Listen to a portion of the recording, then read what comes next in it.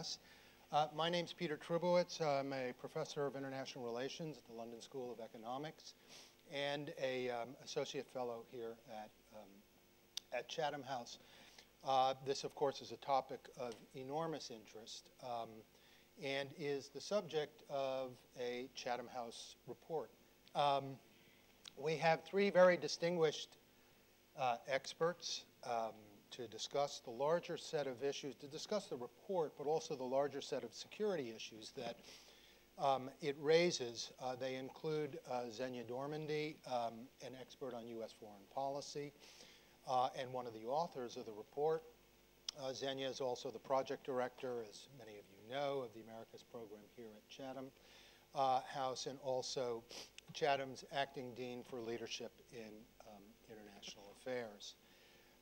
Xenia is joined by Akio Miyojima, an expert on Japanese foreign policy, a very experienced diplomat with postings ranging from London to New York to Seoul.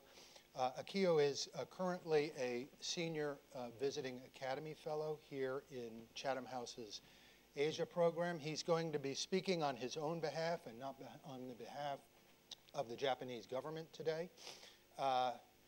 And rounding out our panel is Sean Breslin, a professor of politics and international studies at the University of Warwick and an associate fellow in the Asia program here at Chatham. Sean has written extensively on China's rise to great powerdom and what it means for Asia, so we're very fortunate to have him as well here on the panel. And let me also just use this opportunity to thank the MacArthur Foundation, which has so generously funded the report, was critical to the production of the report, and has helped make this event possible. So we're very grateful. So, Xenia, the floor is yours.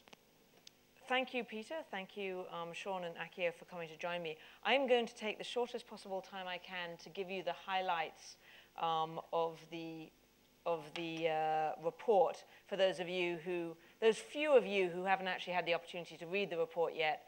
If you don't have a copy, there will be some up with the reception. But let me dig straight in.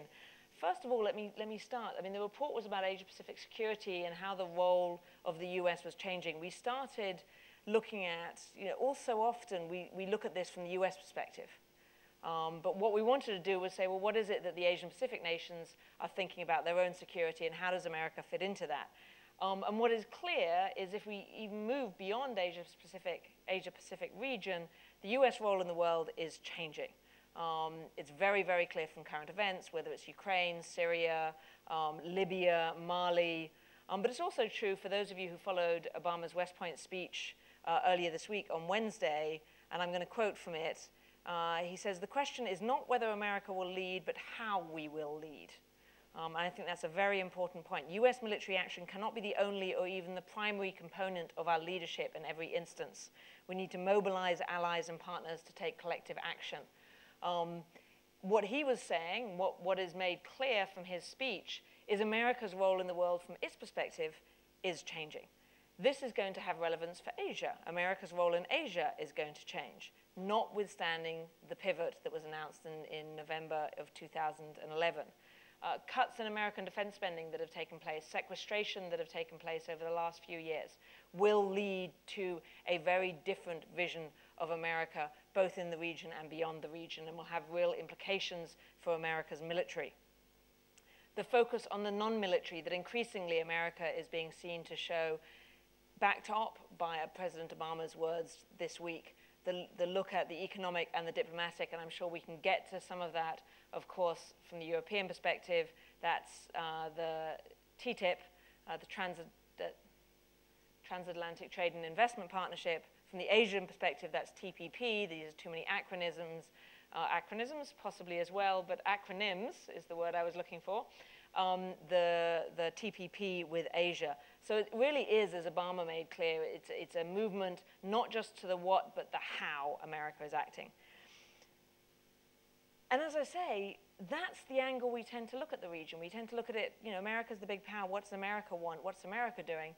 What this study tried to do is look at it from the other side, say, well, what are our 6 of America's allies, how do they see their security interests? How do they see the threats to those interests? And therefore, how are they responding to those threats? We looked at Australia, India, Indonesia, Japan, Singapore, and South Korea. And as I say, question number 1 was, what are their security interests and the threats to those interests? Question number 2 was, how are you responding to them? Domestically, in terms of the groups, both plurilateral and regional groups, and then how is that changing America's role in your country, with your country, and within the region? So, where do they see their threats today? So we created this chart, 6 countries on the left, and along the top, some of the broad themes of where the security challenges were going to be. And you can see the stars clearly indicating high priority, more stars.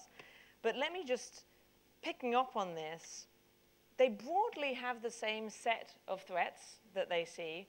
What is really very different is how they prioritize those threats, how they value the size of those threats, or how they see the size and the nature of those threats. Probably most paramount was this belief that they didn't want to get squeezed between the US and China. So put aside for a second an assertive China or a strong China. Probably what was strongest, particularly amongst some of the countries, you can see here to some extent among the Japanese, less so the Indonesians and the Singaporeans, but certainly the Japanese, the Australians, the South Koreans, this idea of it being a G2 world, US, China. And the concern was that they needed the United States for security reasons, they need China for economic reasons, they need to maintain good relations with both of these countries, and they have the potential of getting squeezed between the 2 countries. They want to see a better relationship between the United States and China, because that would make it easier. At the same time, they don't want to see too good of a relationship between the United States and China, because if that happens, they may be forgotten. And so how do you balance these dynamics? That was probably the paramount threat or concern, challenge. The second was a rising China militarily, the idea that China not just is spending huge amounts on its defense capabilities, but also that its willingness to use those defense capabilities, those military capabilities, is getting stronger and stronger, particularly post-2010. But it's also not just China's military capabilities, but China's economic capabilities. For all of the countries we looked at, barring Singapore, China was their strongest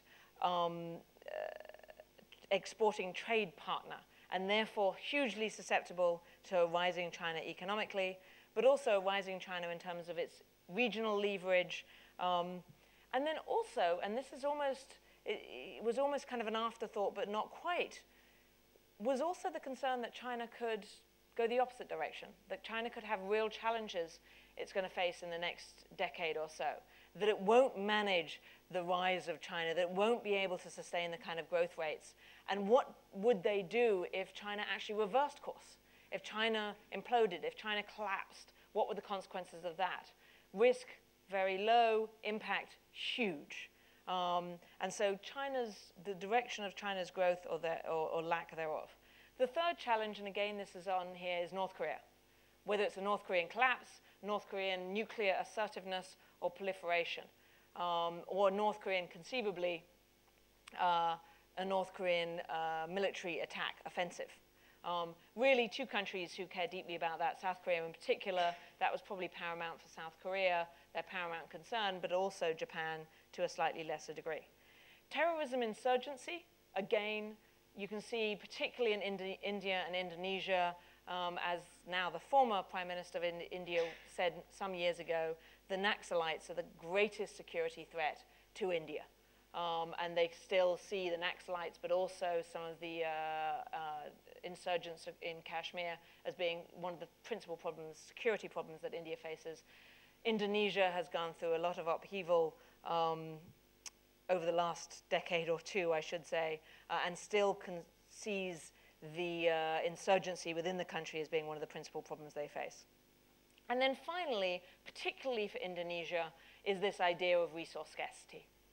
The idea that can we rely on the same kind of energy, water, food, resources as we once did, and do we have those resources secure or not? From the Indonesian perspective, in particular, that was a concern. But it's not just the traditional threats that these countries looked at, but also some of the non-traditional threats. And I will just whiz through these, because these are more about how threats are manifested.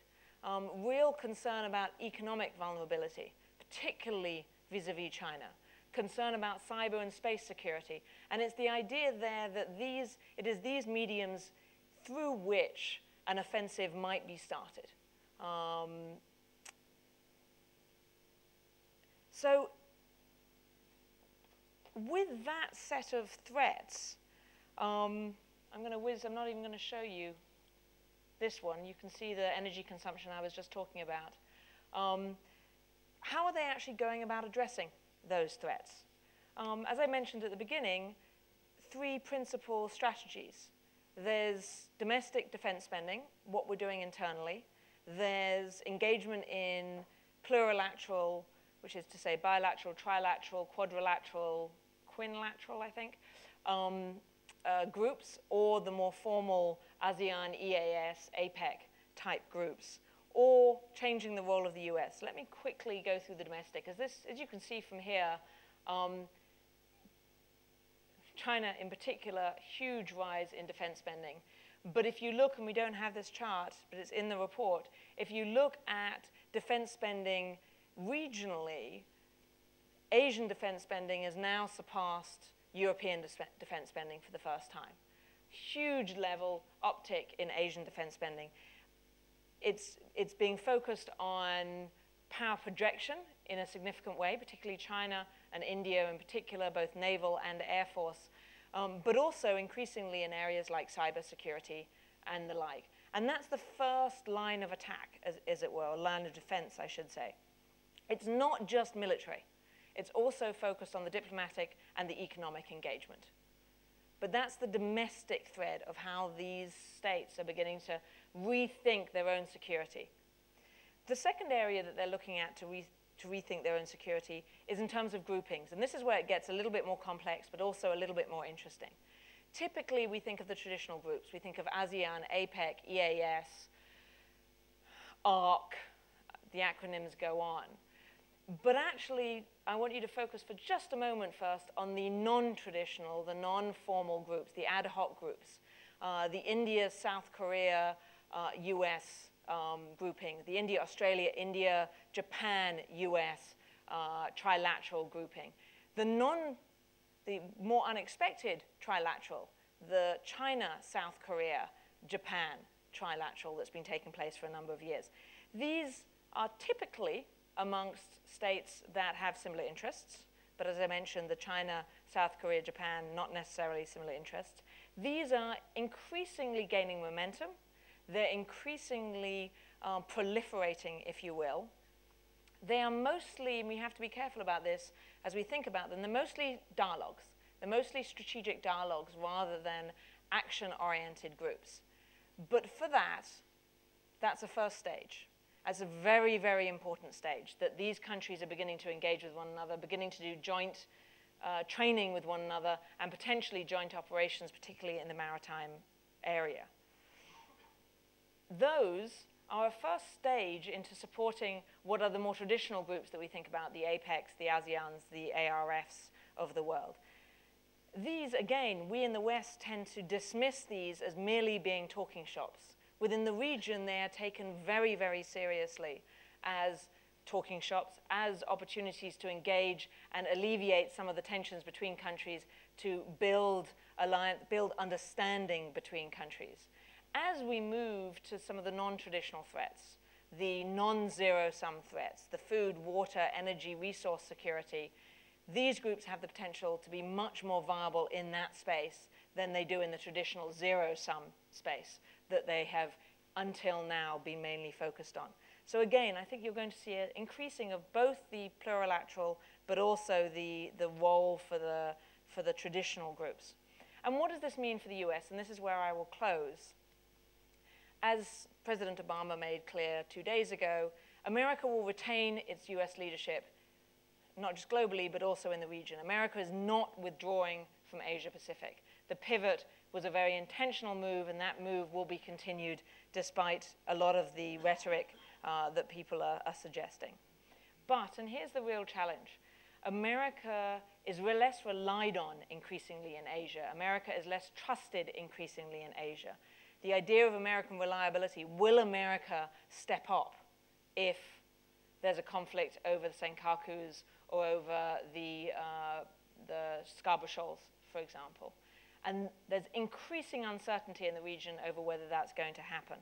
That's a real problem, and America needs to find a way to regain trust in those areas, because while you can make an argument that these Asian allies are moving away, finding more independent ways or alternative ways to protect their security, that's in America's interest. There's more burden sharing taking place. That's what America wants to see. If they do it in ways that are divided from the ways that America is moving, you could end up with lack of collaboration, increased uncertainty, gaps in security, and continued disappointment on both sides. That is going to be the real challenge. And I will stop there.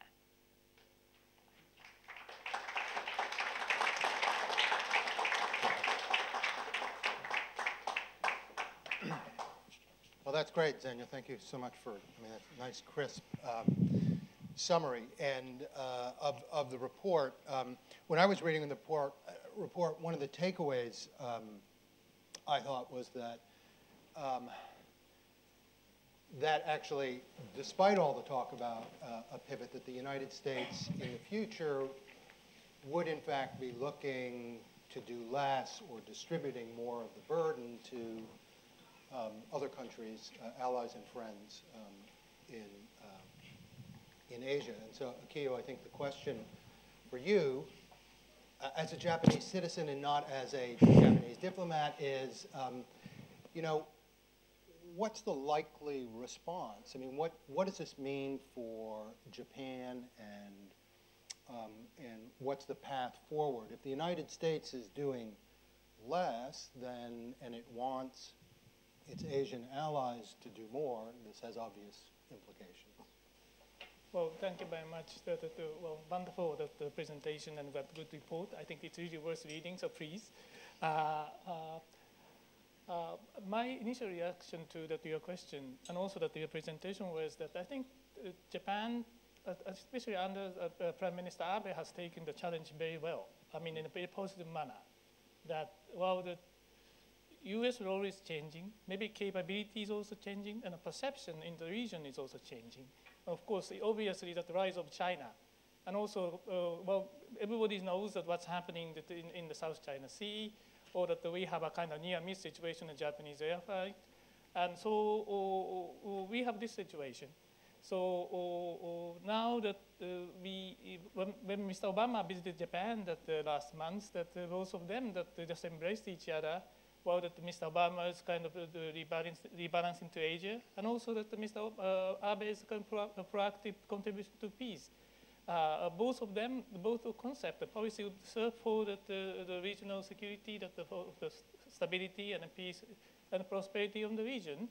And we are ready to play a proactive role and sharing more burden and working more closely, strengthening our security alliance.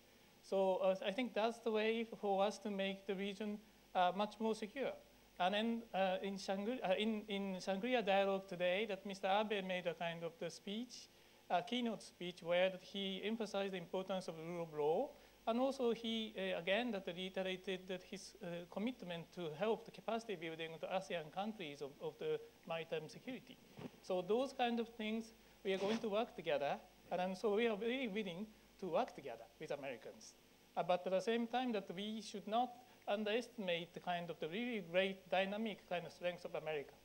I think, well, that I saw that the Pew Research kind of polling result saying that, well, only 15% of Japanese people expect that China is going to replace as a world leader. And then the Japanese people really hope that, well, continue the US leadership, and then that is a challenge. We believe that Japan can work together. Thank you. Very good. Sean, so kind of running through the report, of course, is China. And it's kind of the 600-pound gorilla, I guess, in this story. I want to begin with a question about China. I mean, one of the things that has puzzled me, and you might be able to shed some light on this as a China expert, is why is it since, well, about 2010, I mean, the general perception is that China has been trying to throw its weight around in the region more, that it's been more assertive. And it's a puzzle, because at a time when many thought the United States was pulling back because it had overextended itself in Asia, it raises a question about what's motivating China, and and what that might mean for some kind of like larger regional security arrangement. Sure. Well, I think it's quite evident that I'm not Chinese and not speaking on behalf of China, so I probably didn't need to say that. But my observations largely emerge from 30 years now of studying in China and speaking with Chinese academics and some policymakers. And the feeling that you get from them about this assertive turn, which of course they wouldn't accept in that direction, is that China is being defensive. That there's a feeling that China is being, if not surrounded, potentially contained. There was a recent article by Yan Shuetong from Tsinghua University who said that, look, for years we tried to keep a low profile. That was the dictum of Deng Xiaoping, keep a low profile. But that didn't seem to be working. We kept a low profile, but it didn't work in the South China Seas. We kept a low profile, and it didn't work on the Diaoyutai. And so what's the point of keeping a low profile if it's not gaining the results that you want? And I think particularly with the pivot, and also actually with the TPP, there is a strong feeling in China that these things are designed to contain China, to restrict China. So if keeping a low profile doesn't work, then perhaps it's time to take a different tack, to be more assertive in protecting what the Chinese call their core interests. And under Xi Jinping, I think we've seen a clear shift in policy from keeping a low profile to making some achievements, as the Chinese would put it. And so I think they see it often as being defensive. And if you're not careful, then you can end up with two different spirals. The first spiral is China feels defensive, it acts assertively, the United States has a pivot, there are alliances that are taken to mean that China's being contained, so China gets defensive and acts assertive, and so on and so forth. That's the first dangerous spiral that I think we perhaps already see that we're moving some way down. And the second relates to domestic politics and the way in which competing nationalisms in places like China and Japan, but also between Korea and Japan as well, I think, are sort of feeding into domestic discourses about places in the world and an outside hostile international environment that's trying to keep China down. So nationalism, particularly amongst the young urban Chinese populations, is often driven against Japan, and not that I'm a Japan specialist, it seems to me that whereas there is rising nationalism in Japan, it is against rising nationalism in China. So these are two spirals, I think, and emerge from this idea that the world is not of China's making, and that there are considerable forces out there that are trying to prevent China from gaining what it thinks it's rightly is. Japan, that we can see the big difference, the difference in terms of the nationalism. I mean, if you go just watching the Japanese NHK and also the CCTV, that about the Chinese TV that is full of nationalistic, militaristic, and anti-Japanese dramas. So then, I'm no Japan specialist. I went to the Yasukuni Shrine last year. I noticed when Justin Bieber went, it caused a diplomatic incident, but when I went, nothing happened at all. Right. Zhenya, I was wondering too, you mentioned Obama's speech this week, and one of the things that was really noticeable about the speech was how little was said about China. Asia. I mean, I was struck by that. I mean, given that it was laid out as a major new statement, you have to search pretty hard. Iran, Syria, Russia. So what Obama's speech, I was in DC and New York last week, and what Obama's speech on Wednesday was intended to do was to essentially create a story to explain America's foreign policy and where it was going and what America was doing, to alleviate a whole load of the kind of big questions that everybody in Europe and in Asia and in the Middle East have had about this new America they don't know how to handle, and they don't know where America's going and what it's going to do. And that's creating, another thing that came out of the study, creating huge amounts of discomfort around the world about where America's going. I mean, I think Obama's speech has been criticized quite a lot, if you read the press, for not doing enough, for not being clear enough. I think that there was a lot in Obama's speech that the media isn't picking up on, that I think is incredibly relevant and enormously useful. Whether he did enough, I think I probably agree that Obama didn't do enough, but I think what is being picked up on is not necessarily a story. Vis-a-vis Asia, I actually think he mentions Asia quite a lot. To my surprise, he talks about the South China Sea specifically. He talks about the maritime agreement twice, the idea of what China's doing or not doing and what China might do, but then again comes back to refer to it of working with the allies in Asia to try and support their efforts to get China to sign up to a maritime agreement, rule of law of the seas, and the recognition that it's very hard for America to do it because, of course, America hasn't signed up to the law of the seas either. And he's upfront. He says, I don't think he uses the word hypocritical, but what clearly is the message that he's sending is it's hypocritical. It's very hard for America to try and push others in this direction when we haven't done it ourselves, and we need to get beyond that. So, I think he does. Where I think Obama does a really good job in this speech is the hows, how America's going to act, rather than where and when America's going to act. So I think I personally give him good grades to the extent that I have any right to do such a thing, in the way he laid out the idea that it's not just about the military, that it is about economic and diplomatic, although I, like many other people, have been surprised that he didn't mention either the TTIP or TPP, the two trade agreements with Europe and with Asia that he's trying to move forward. But he does talk about other tools in lieu of the government, and he talks very strongly about this idea of burden sharing with others. That is a message that I think Europeans need to grasp more, and Asians need to grasp more. And the thing that we write in the report is that Asian allies are going to have to get used to what I believe European allies are now beginning to come to terms with. And I say beginning, underlining beginning to come to terms with. It's this idea that America will still be in the region, it will still be a leader in the region, but it is no longer going to be front and center. It's no longer going to be the first paramount actor as we look to the future. And so others are going to have to take that burden upon themselves. I mean, that's where the dilemma lies, right? So that's a message that plays very well in the United States right now, that the burden should be shared. And it's true that he talked a lot about multilateralism, and one can interpret that as more multilateralism in the Asia Pacific. But the problem with that message is that it, I don't know, frightens is the right word, but it makes many of America's allies, especially in Asia, very uneasy because somebody then has to step up, right?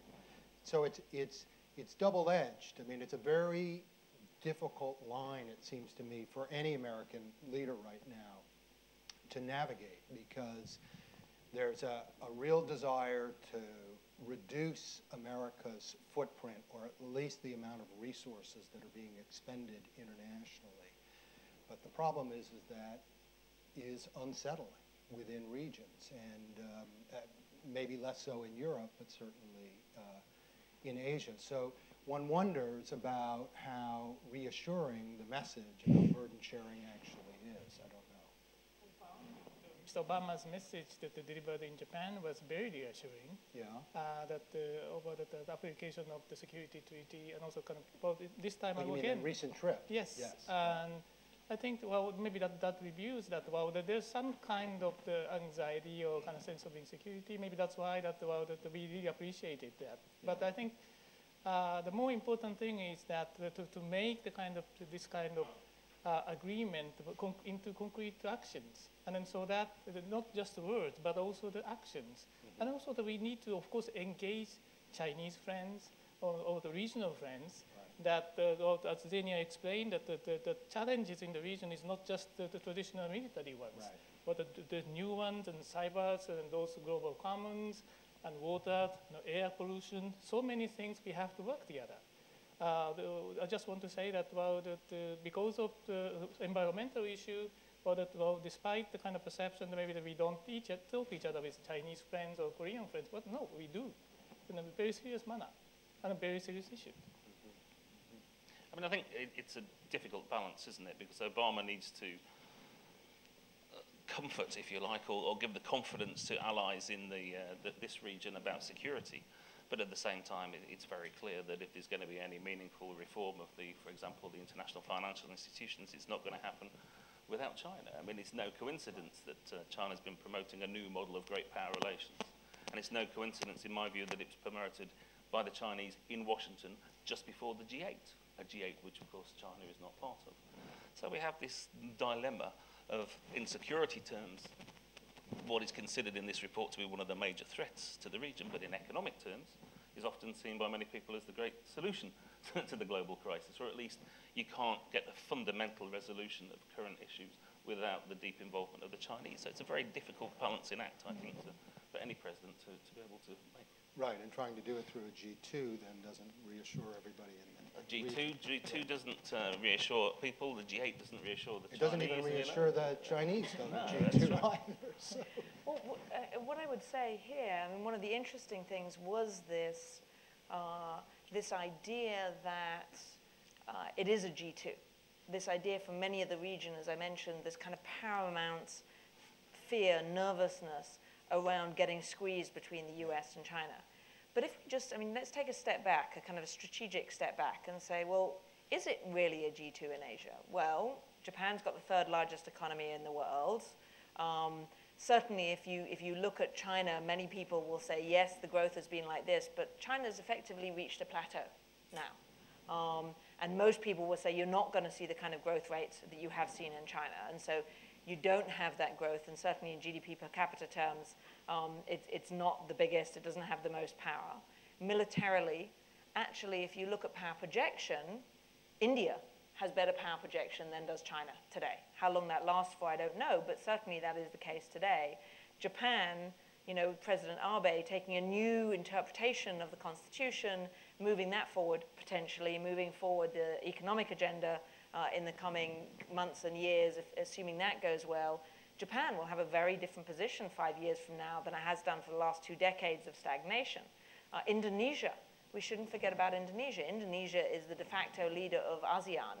Indonesia very quietly would like to see a stronger ASEAN. Singapore would like to see a stronger ASEAN.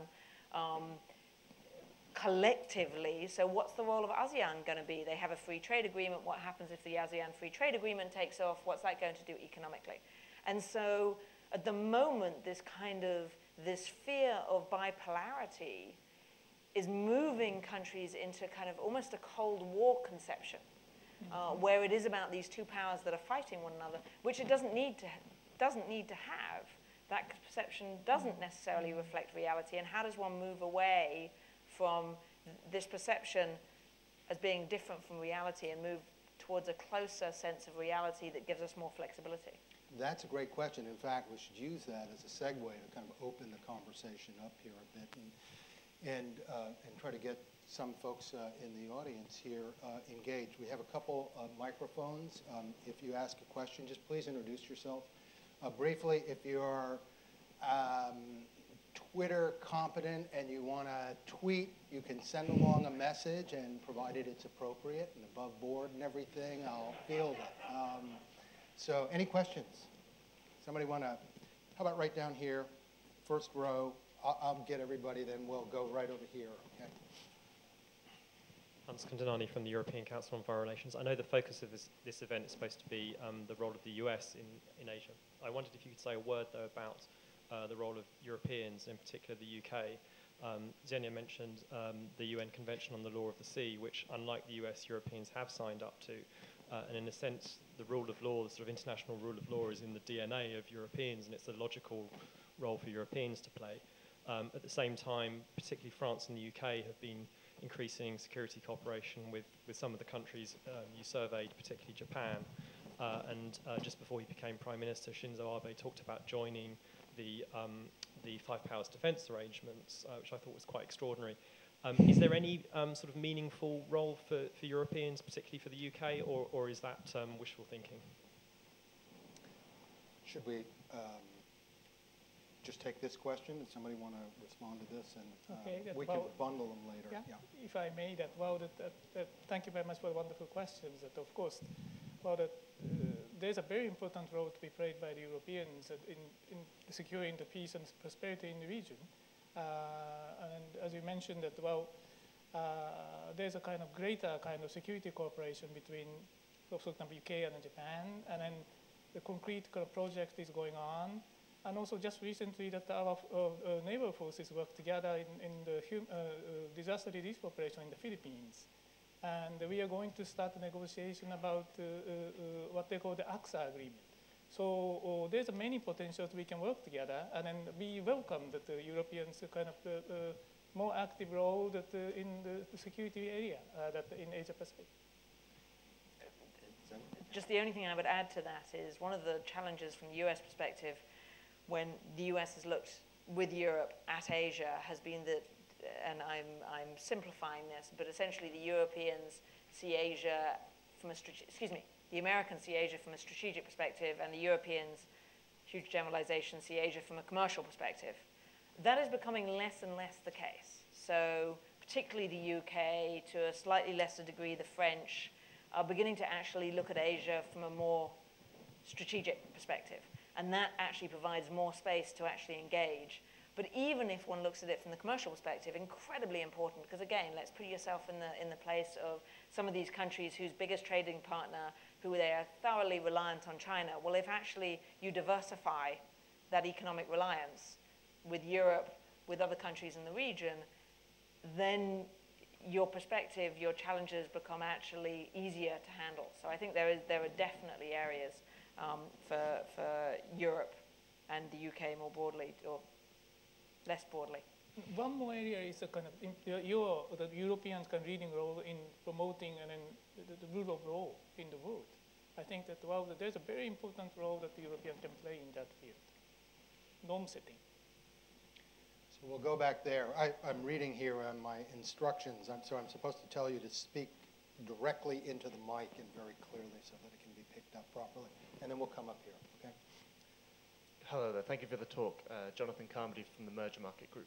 I want to ask you about a concept that I think is very important at the moment, and it's trust.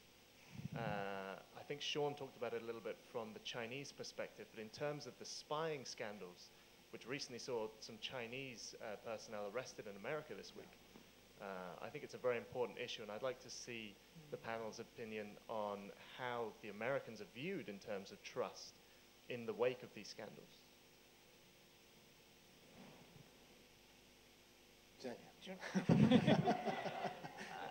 Thanks.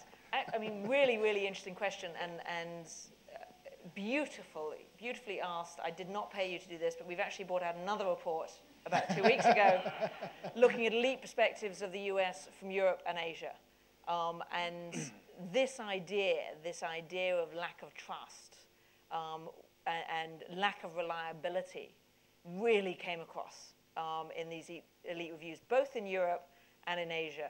The specific issue on intelligence, Snowden, et cetera, the only country that really cares about that is Germany. In the 6 countries we looked at in Asia and the 7 countries we looked at in Europe, the only one who really brought up this idea of what do we do post the Snowden revelations was Germany. Everybody else has gotten beyond it. Everybody else has kind of said, yes, we've got to make a public outcry, but actually we all know that our governments do this. We all know that this is part of life.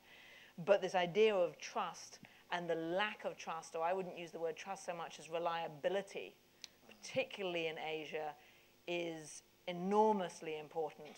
When I raised this last week in Washington, both at Department of Defense and the Department of State, and said, you guys know that there's a real reliability issue here.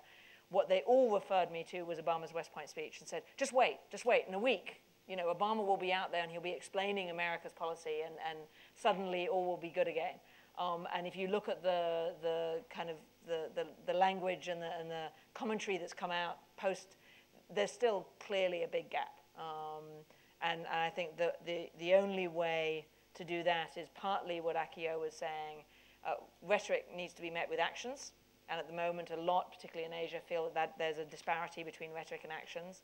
And the other thing I would say, and comes out in the reports, is that it's great when the president says something, but that if that isn't backed up by the Secretary of State and the Secretary of Defense and the assistant secretaries, you actually get dissonance, and then you get less trust, because you're wondering whose message should you be reading. And so while the president sent a very clear message for many in Japan, 3-4 weeks ago, about the Senkakus and about that the Senkakus did fit into the agreement between the US and Japan X number of years ago, and therefore America would defend. Secretary of State Kerry, a year ago, said something quite different when he was in Japan, that was taken a different way. And so that dissonance causes real trust challenges. But the issue that you're tapping here, you're picking up, is like the confidence, international confidence in American commitments, right? Yes. As opposed to the integrity, kind of American integrity. Is that, yeah. I mean, it's interesting. Because my sense is mostly what you hear is what you guys found in the report, is this reliability question, the credibility of the United States. But you know, in the wake of the Snowden affair, I mean, it's interesting that you did not pick up that much of it, because I felt like I've heard a lot of that since getting off the boat here well, I didn't get off the boat, but you know, arriving in London back in September, is more about kind of American integrity in a sense. There was a question right up here. We'll go here and. Thank you very much for a very interesting conversation. My name is Anne Cormack from Rolls-Royce, and my question has to do with how does the panel perceive the role of energy and the costs associated with energy to be divisive between the United States and the Asia Pacific? Have you guys done a report on that? Oddly, you should say. Yeah, I mean, well, the one thing that I was a little bit surprised about from the report on your findings was not so much directly energy, but energy and the environment more broadly, because I've been involved with something recently that leads me to think that the biggest threat to security in the region, and indeed the world, is the environmental consequences of current energy usage in the region. And I think that is going to be absolutely, I mean, we're very close to a point where if people don't stop burning coal very soon, it's going to be irreversible problems. And I'm surprised that didn't come out a little bit. I know that's not really answering your question, but the energy side then, and environment side, is then linked to food security and food insecurity, because crop yields are going to fall, and I think food security is going to be an even bigger source of contestation in the future, and in the very near future. And I see these as being real areas of problem and competition.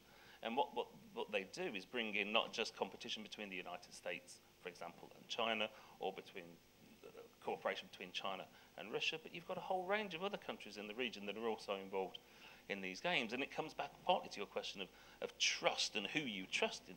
Because I could tell you a story now about a country that has used the leader to establish diplomatic relations to propel energy resource activities overseas, where state-led companies are going overseas and buying up plots, where in fact companies have gone and bought huge tracts of land, and that would be a story of South Korea, for example. And when there was a coup in Madagascar, it wasn't because of Chinese land grabbing, it was because of commercial activities of a South Korean company. So I think that focusing just on energy only gives us the very tip of what I think is going to be a real fundamental challenge to peace, security, and indeed perhaps an existential threat to the planet, if that doesn't sound too dramatic, over the next few years. And that is the relationship between energy usage, energy resources, food. And I think food has in some respects, a much more visceral impact for people than energy. Let me add just a couple of quick points. I mean, one is I would refer you not to a report we've done, but that my colleagues in Chatham House in the Energy, Environment, Natural Resources section has done on on resource insecurity. That talks I'm not even going to start trying to tell you the results because they're absolutely fascinating but highly complex.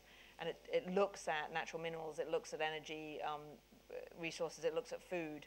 And I agree absolutely with what Sean says, that to the outside, food, water, insecurity are going to be the biggest issues of conflict potentially over the next, say, 40, 50 years. And you're already seeing that happening. What is interesting from our results is the only country who is really looking at that and beginning to get worried about that in a security frame is Indonesia. But you look at food price spikes over the last 2 or 3 years and the impact that's had on India and Pakistan, and you want to shake people and say, are you not watching? But actually, in terms of their security, that's the only. We do want to do some work in U.S., China, and energy, and of course, fracking, and there's a whole different topic around how jobs are returning to the United States away from China because industry is returning to the United States away from China. There's reshoring because of the energy fracking changes that are taking place in the US. But that's a whole different set that's really interesting, but we didn't look at much. I know I've got a bunch of questions on my right, but I got to go to my left here for a bit. There's a right here. We'll start there. Thank you. Hi. My name is Stephen Cooney, and I am retired, living here in London now, but retired from more than 30 years of work in Washington, including for the U.S. Congress and for the U.S. National Association of Manufacturers. And of course, I can tell you, I've done a lot of work in U.S. Economic relations with Asian countries, with a lot of hard bargaining on international issues, economic issues. And I can certainly tell you that the U.S. Congress is so skeptical of the economic situation that, so far as I know, even now, the Senate Majority Leader refuses to allow a vote on Trade Promotion Authority, which is necessary for TPP to succeed and to be ratified. And so the question I have, I'm getting a mixed message. Speaking of mixed messages, I'm getting a mixed message from this conversation so far. On the one hand, I sort of get a feeling that the Asian countries feel that they should do more to make economic concessions to the United States, to perhaps bargain a little less tough in order to encourage American security to be maintained, the security umbrella to be maintained or strengthened. On the other hand, I'm getting the message that why do we need to make concessions to the U.S.? China is the rising economic power. We have to trim our sails. We don't need to make these deals with the U.S. because China is going to be more important for us economically anyway. So I would like you, please, to especially Minister Miyajima and Zenia Dormandy to comment on this mixed message I'm getting. Thank you very much. Mixed message?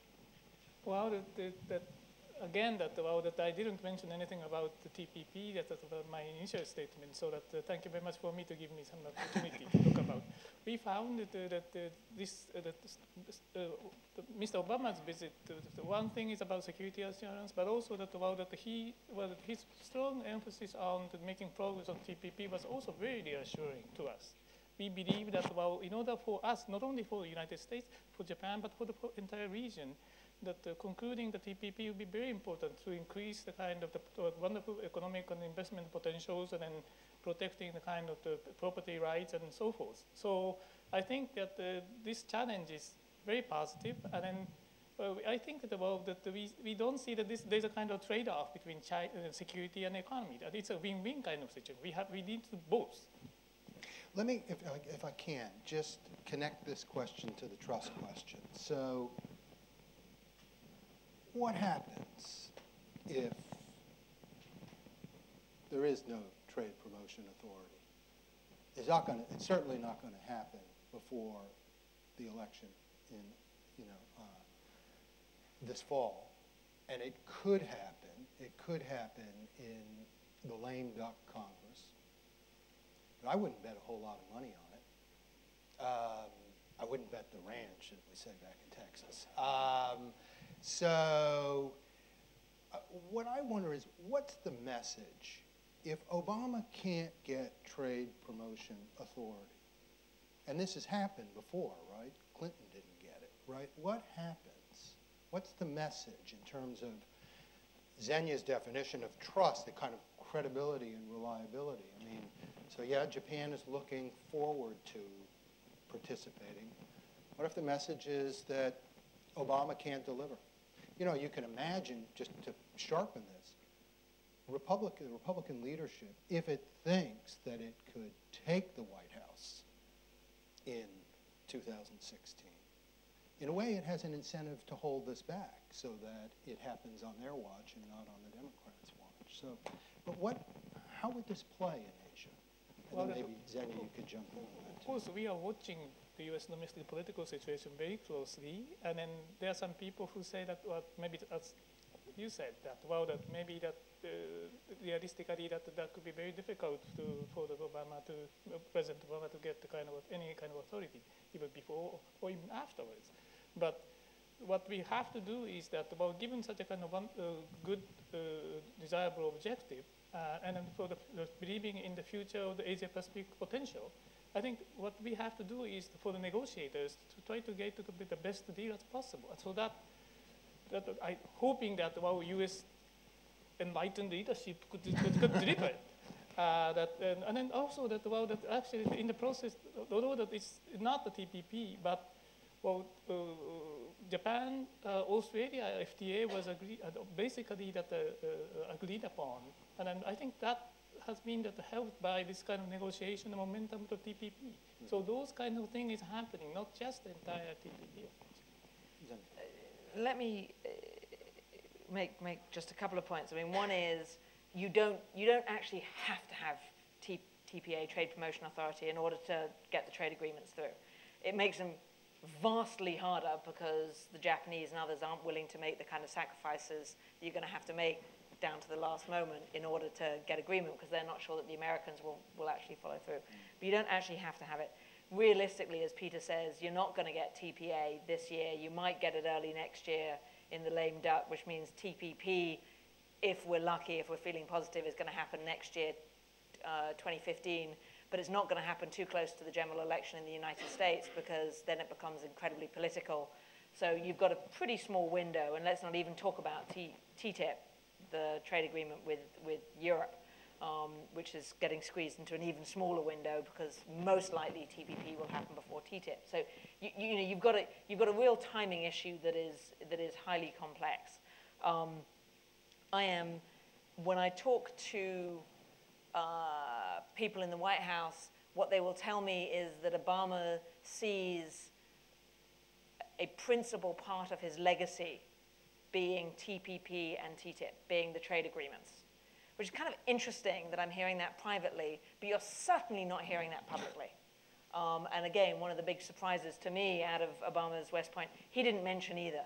And in fact, he didn't really mention it terribly much, except in passing in the State of the Union back at the beginning of the year. I mean, he's had quite a few opportunities to really pump this idea up and get support. Now, when I raise that, what I also hear from folk in the government is that what he's realized, and what people around him has realized, is anything with Obama's name on is anathema to the Republicans.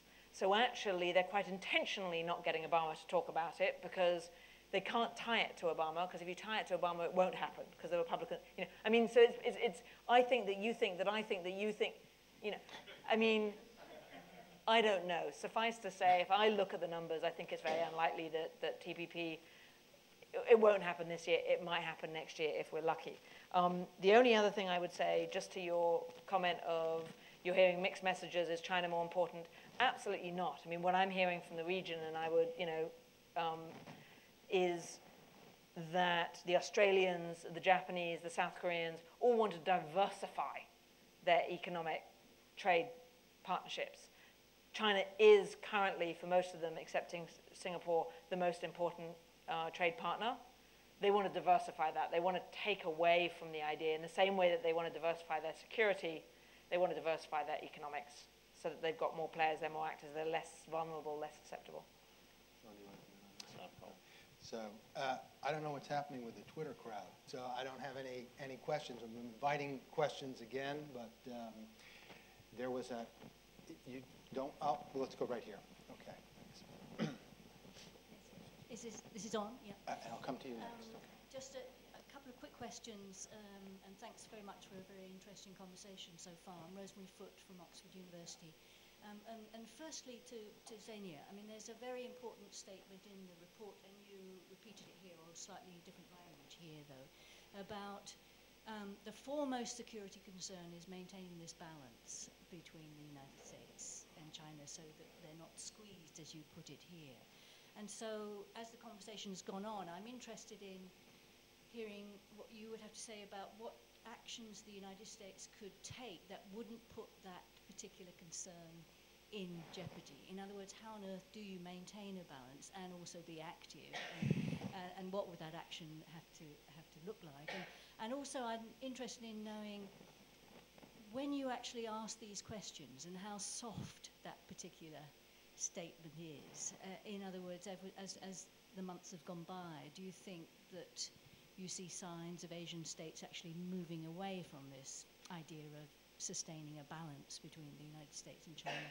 And a quick question to Sean, if I may. I mean, obviously the chart with the Chinese defense spending is, going to receive quite a lot of attention, and it looks very dramatic. And I wondered if I could draw you out a bit on that defense spending. I mean, I'm thinking in particular of an article I've read recently, I'm sure you've read it too, in China Quarterly by Andrew Erickson, that actually takes apart that defense spending in interesting ways, and in ways in which the report does not. And I think that's, and I just wonder if I could draw you out on that. Meaning that a fair amount of that defense spending is for internal purposes? Or? And there are questions about inflation, okay. there are questions about payments. Terrific question. So why don't we, Xenia, why don't you take the first crack on that? Sure. I mean, again, I promise everybody here I did not pay you, Rosemary, to ask that question. But it's a really interesting one. And one of the things that, first to your question, is it soft? At least while we were doing this study, no, it isn't. And it's almost like an existential, personal existential challenge that, I mean, fascinating conversation with people where they sit there and they say, we really don't want to get stuck. We really don't want it to be a bipolar world. We really don't want that. And yet this is how we're framing it. This is how we're seeing it. This is our narrative. This is the structure we're putting it in. And you kind of sit there and you say, well, that's extraordinarily interesting. You don't want that. Yet you've just framed your whole kind of security concept in those terms. What about ASEAN? What about Japan? What about India? Yes, yes, yes, they're very important. India needs to, depending on which country, India needs to be more involved. They can be an incredibly valuable economic partner. They have huge security. They're a little out of the region, but they're in the region. But we really, and so what was fascinating is it wasn't soft at all. It was this, kind of people, it was like climbing out of a hole, and every time they started climbing out of the hole, they fell back into the hole of seeing things in a certain framework that is how they analyzed it. The reason I think it's particularly interesting is we're now actually doing a study on this question, on what are the narratives and how do we move away, what is the narrative that moves us towards a bipolar narrative? What are the structural factors that force countries in those directions, like perception of history? It's very hard to see, for example, Japan as a kind of friend, an ally, and a potential kind of positive actor in this world if actually your perception of Japan dates back to World War II. Huge conflicts in that space. It's very hard to see India as a role, or having ASEAN as a role, given that actually many don't want to see ASEAN as an active operational organization. And so one of the things that we're looking at now and trying to pass out is this question of both what are the externalities that are forcing us down that road, but even more importantly, what are the changes, what are the trends taking place in the world today that are going to take us out of that perspective? Like the economic trends, you know, China's been growing at such a rate, so it's very easy to see China as this big power. If that growth slows, Indonesia's growth, Vietnam's growth, Japan's growth takes off, then it's much easier to get out of that bipolarity perspective. What should the US do? It's not something the US can do alone. I mean, you know, America is stuck between this, you know, hedging and engaging strategy, which is probably the right one. It's actually something that I would argue that the region really needs to take a handle on. Hopefully we can help move in that direction.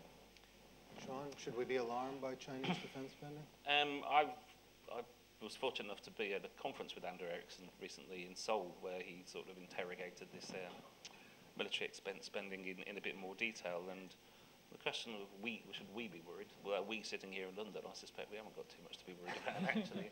His point was, I think, you know, how does this translate, or how does this increased spending translate into actual military capability?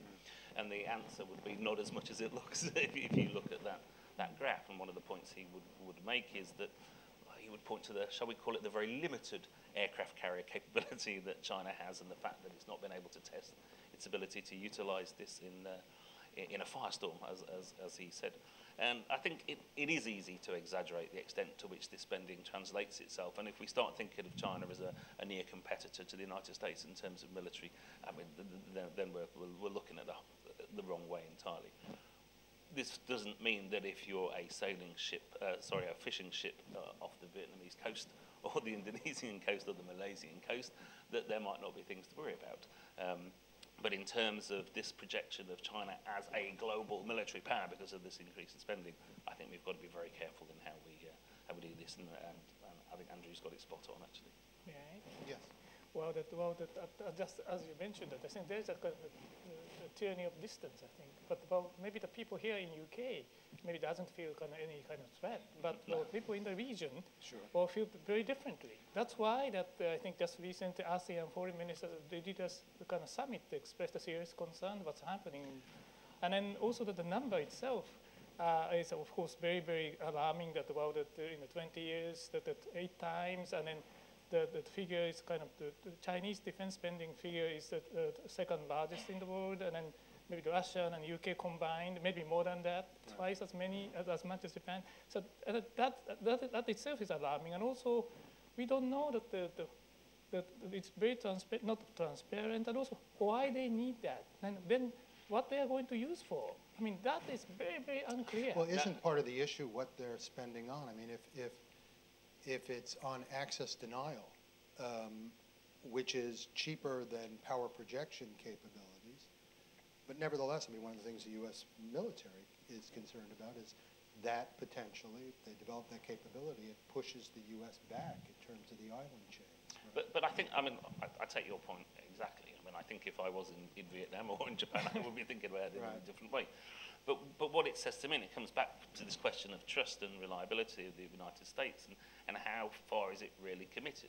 Because I would have thought that it's highly likely that there will be some form of confrontation between the Chinese military and the Japanese, the Vietnamese, Indonesian, some here. I mean, under some calculations, you could say there was a confrontation last week between the Vietnamese, the standoffs anyway, or between the Philippines and China. I mean, the possibility of something happening is got to be high. Not you know, necessarily a war, but the possibility of something happening has got to be high. And I think then we would be in a very interesting position, because is the United States prepared to come in and get involved if there is a military confrontation between the Chinese and Vietnamese navies? And that could be a really pivotal moment, I think, in terms of whether the United States is seen as being a real guarantor of the peace and security of everybody in the region who is on the Well, according to The Economist, the answer is no to that question. But in order to, before going back, in order to avoid such a kind of situation, first of all, we do need to have a kind of emergency communication, communication channel, and then the mechanism hasn't been operational at all. Absolutely. So that we have been calling for it. Very good. Let's take a question down here on the right. Thank you. My name is Marcus Bischoff. I'm with UBS. I have a question for Minister Miyajima, but also for Sean Breslin. Have relations between China and Japan improved since the beginning of the year? I know there's been some quite high-level diplomatic contact, and I find it surprising that that would happen so soon after Abe visited the Yasukuni Shrine. And then following on from that, I would like to ask Sean Breslin whether that is because China is refocusing on the South China Sea and away from Japan, possibly to go for lower hanging fruits, possibly because Xi has now decided that he's solidified his position internally. Yeah, I'd just like to hear your view on that. Thanks. Well, we believe that, well, again, thank you very much for the kind of positive side of trend between Japan and China these days. Yes, well, we have welcomed just recent kind of high-level exchanges, and then we hope that that would also adapt to the kind of situation or the environment conducive to the much more, kind of friendly kind of relationship, so that we can start talk. But I think it is because we have huge common interest. Economic interest is so obvious that the modern, second as first, the kind of trading partner, and then 200,000 Japanese companies operating in China, and then vice versa. So that it's a huge economic common interest. So I hope that somehow that this kind of the overall that the big importance of having cordial relationship could prevail. Yeah, I mean, I think your second question presupposed the answer to the first one. So I think, yes, relationships have improved this year, and the heat has gone out of the Oyotai Senkaku sort of issue a little bit. I mean, I don't think it's ever gone away. It's always going to be there, but some of the immediate heat's gone out of it. I don't think it's a zero-sum game. It's either we focus on South China Sea or the East China Sea. I mean, I think it's not a result of one or the other. I think what has happened is that in the South China Sea, a couple of things have happened. We've had the response, if you like, from Southeast Asian nations, which has led to a response from China. And depending on how far you go back, who started it, well, it sort of depends how far you go back before who started it. So we have had the situation with the Philippines trying to land building material. We have had the situation now with Indonesia for the first time coming out and sort of taking a vocal stance. So I think it's a bit of both. I don't think it's low-hanging fruit necessarily. I think perhaps we focus on it a little bit more because the tension has gone out of here a little bit. But also there has been a counteraction and a reaction to the counteraction as well. It's not just a sort of position of stasis. Things are actually happening at the moment on both sides, and perhaps that's why the focus and attention has shifted down there. If things got worse, God forbid, between China and Japan, I don't think it would mean then that everything would suddenly shift away. Perhaps it's our attention and focus that maybe shifts depending on what's going on. But there has been action and counter-reaction and balances. And Indonesia's position now, for example, is very, very, very different from what it was 6 months ago. So we have time for one short question. It's right up here. Thank you. Well, some of the things I was going to ask were already alluded to, but I'd like to take it a little bit further. I'm Professor Ruth Taplin, Director of the Center for Japanese and East Asian Studies. And what I would like to know is, who is going to act as an honest broker in a situation like what just happened with Vietnamese attacking Chinese interests over the oil drilling off their shores? Because it was mentioned about baggage. Well, in the Vietnamese case, you've got baggage in terms of Americans that don't have happy memories, French that don't have happy memories, and Chinese who had 1,000-year domination in Vietnam who don't have happy memories. So who are we going to bring in to be an honest broker in that situation? And very quickly, I think Sean Breslin made a very good point about food security, but I do think that there's a lot being done about that, and maybe not so much on the governmental level, but perhaps from a company level, because if you look at what Bill Gates, for example, or well, I don't know, need to say of Microsoft, I'm sure everyone knows that, or Sergey Brin of Google, is they're actually already investing in fall meat products and supporting research and companies in that area because they see that meat is going to be unsustainable with a growing world. That's going to be a real economic problem. Okay, thank you. Honest broker. UK? Well, I mean, it could be a role for Europe, but it could also get back to, you know, we in the West dismiss ASEAN and ARF and APEC and EAS as being toothless organizations, because we look at them and we compare them to NATO and the EU, and we kind of say, well, you know, they're not operational, they're not concrete, they're not active organizations. Actually, it is the ASEANs of the world that are liable to actually take this, and I use the term loosely, honest broker role, but this forum through which some of these conflicts are actually going to be addressed. And you can already see them begin. You look at where ASEAN was a decade ago and where ASEAN is today. It's a very different organization that really today deals with some very controversial issues and ones of great concern amongst the actors, but also including some of the non-ASEAN members like China, like the United States, Russia, etc. So watch this space. I mean, I think we here have a tendency to dismiss these organizations too readily and too easily as being irrelevant. The region doesn't, and you are seeing them take a much stronger role. And I think, to your second point on food security, where you start getting into some of the non-zero-sum challenges, like food security, I think that actually they have a great potential to even play a more active role than in the traditional security areas. I just want to support what Xenia said about the regional organization, especially that the EAS, that the East Asian Summit the mechanism should be that strengthened, that was because it has US and Russia also involved, and then we really do hope that we have to, by strengthening those kind of organizations, that we hope we'll be better prepared to cope with this kind of situation.